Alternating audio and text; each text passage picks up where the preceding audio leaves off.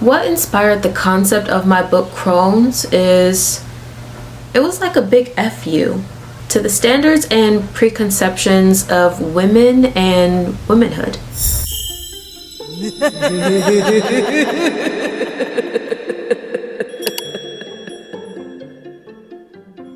What allowed me to come up with this concept is I remember having a conversation with a friend, and we were talking about the kinds of older women that we would be when we got older, and we referenced all of these characteristics, all of those images and ideas and traits that I just felt like a lot of older and seasoned women embodied. Just really inspired me, and it excited me. It made me excited about my own life. It made me excited about getting older, and as I started digging deeper and deeper into what about the concepts of aging and being an older woman excited me so much. And of course it was the freedom to be themselves. It was the freedom to not be held to certain concepts and ideas about being a woman, and it was just the freedom to really be themselves. How did I come up with the character of Nairobi, and what aspects of her do I relate to the most?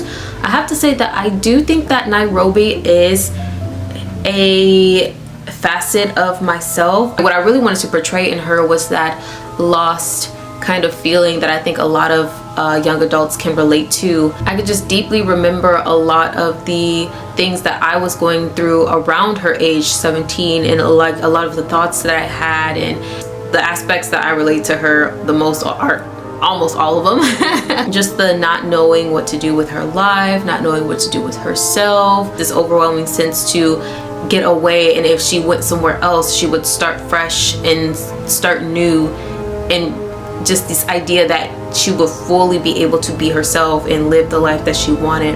And that's not necessarily the case. So Nairobi came about as a form of me exploring that younger version of myself, that 17-year-old version of myself who flourished under very strong and stern and capable women.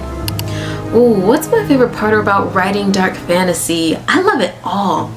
My favorite part is the dark and the fantasy. I really enjoy, well, one, I really enjoy fantasy. I really enjoy the whimsical. I enjoy the mythical creatures. I enjoy the elaborate worlds of something just completely new and different from our own.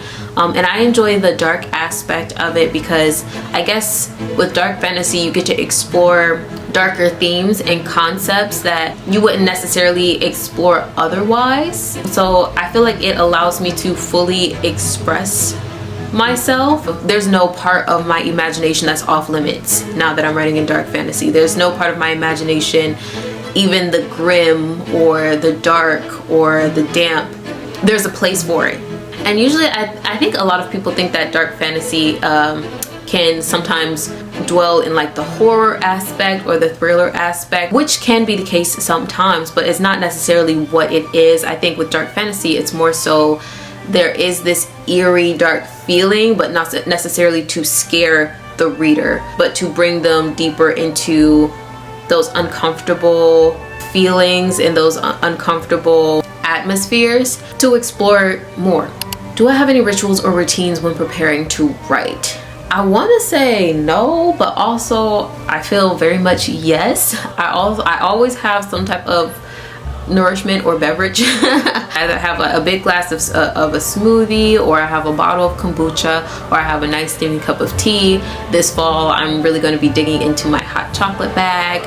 Usually I'm lighting an incense or a candle to set the atmosphere, and then usually I put on some writing music. I just find one that's my complete vibe, like a coffee shop cafe music, or a rainy day, or some fantasy music. I click that on and I just dive right in.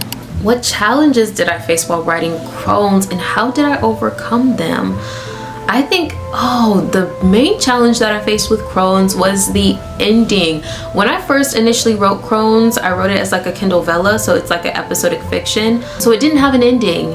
It didn't really have a direction. I knew that what I really wanted was to explore having elder women as main characters. I wanted to explore those young adult themes of just like coming of age and stuff with Nairobi. Of course I wanted to be set in the a fall because I wanted those fall, autumn vibes. I wanted all of that, and I wanted this story to encompass all of that.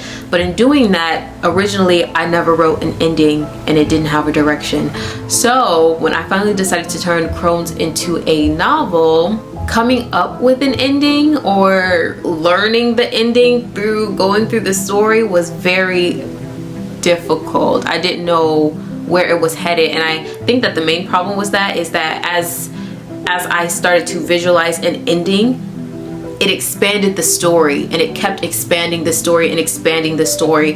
And I knew that it was just at some point where I just knew that if I kept going, like, this was going to be a thick book. It was going to completely take it to a whole nother realm. It's going to take me much longer to get it done. It's going to take me much longer to edit. It was just becoming really, really long. So that was my main challenge with writing Crones, is figuring out that ending and then figuring out how to create the ending and make sure that the story is as thorough and finished as possible in the amount of time that I had to publish it. So how did I overcome that? Honestly, really giving myself a lot of grace.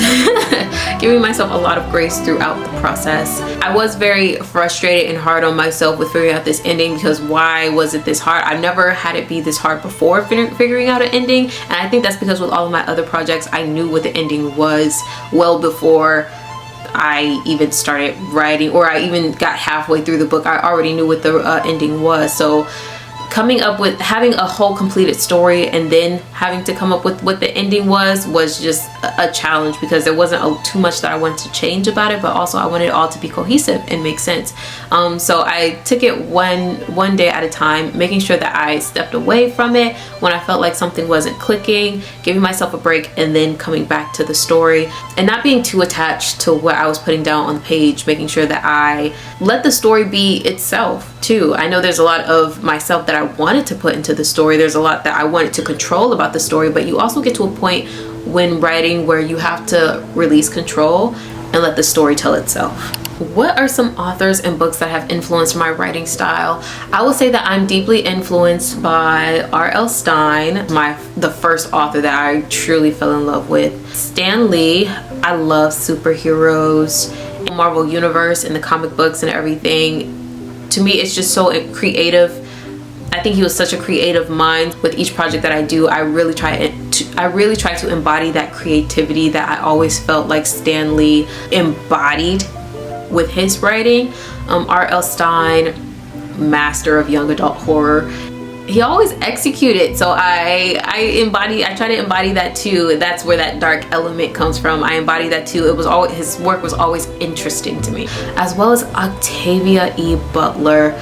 She is a big inspiration for me when it came to science fiction, Black women in science fiction. She was probably the first. Yes, I think she was the first Black woman author that I read where there was a Black woman in science fiction. I feel like she was really good with interweaving real life themes, and portraying them through her work. So I try to embody that as well, because I do want my stories to have some depth to them. Even though, you know, stories can be for like entertainment and it is fantasy, it's dark fantasy, I still want there to be depth and meaning in my work. So Octavia E. Butler, she inspires a lot of that depth and meaning within my writing style. What's one piece of advice I would give to aspiring writers? Oh, there's a whole plethora. I don't even know if there's one piece of advice that I can give to aspiring writers, but if anything, it's to be open and trust the writing process. You only get better and better as you write. So in order to get better, you must write. You must engage with other pieces of writing, other books, other authors. Dive right into the kind of work that you love to consume, because in that is where you will find your rhythm, I want to say. That's where you will kind of find where your desire to write comes from. And it'll be easier to write when you're in that headspace of writing what you enjoy and what you would typically consume. What's something surprising or little known about the world of Crones? I don't know if there's anything surprising or little known. I've been bearing my soul in these videos. I guess one thing is surprising is that all of the older women, all of the elders that you see within the book are inspired by actual elders within my real life. So any of their quirks and their demeanors and even some of the things that they've said, I think a lot of people would think that, oh, that's creative, that's very kooky, but these were inspired by actual elders within my real life. Two of the elders are, of course, inspired by my own grandmothers, my paternal and my maternal grandmother. So I guess that's something that would be surprising or little known about Crones. What do you hope readers take away from your book? One of my goals with this book was for other people to experience the way that I experience things. And since I love autumn so much, I think some of my best memories are just made in autumn.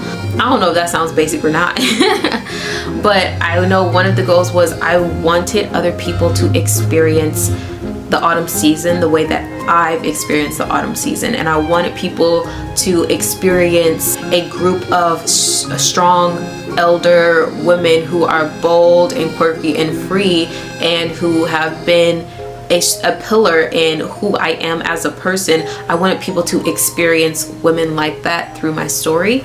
I want people to take away the relatability of it too. Like I said with Nairobi, it comes from my own experience, but I feel like the character of Nairobi is so relatable to just about everyone. I think everyone has gone through a period, especially in their youth, where they felt lost, or where they felt like they didn't know what to do with themselves or with their lives. I want readers to take away the joys of growing older away from the story as well. I wanted readers to take away a new perspective on a group of people in society that are often maybe overlooked or underestimated, and I wanted them to see a newfound strength that was always there, but now it's come to their attention. I wanted them to be able to recognize a newfound strength, a newfound boldness, a newfound power when it comes to being a seasoned individual.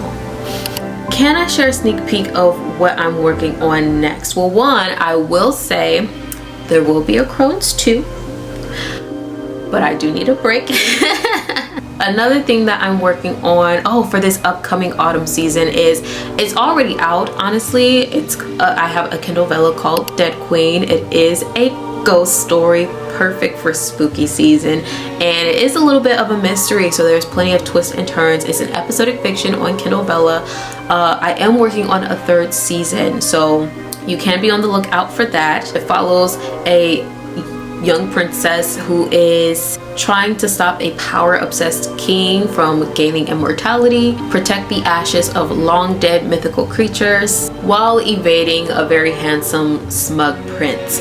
All the while, she's a ghost. So if you like ghost stories, be sure to check that one out. Thank you so much for joining me on this journey of Crones. I've had a blast writing it. I've had a blast making content and sharing it with you guys. But I'm so excited and relieved to announce that Crones is officially available anywhere that you get your books, but you can get it specifically on my site, aleazealous.com. Thank you for being a part of this journey, and happy reading.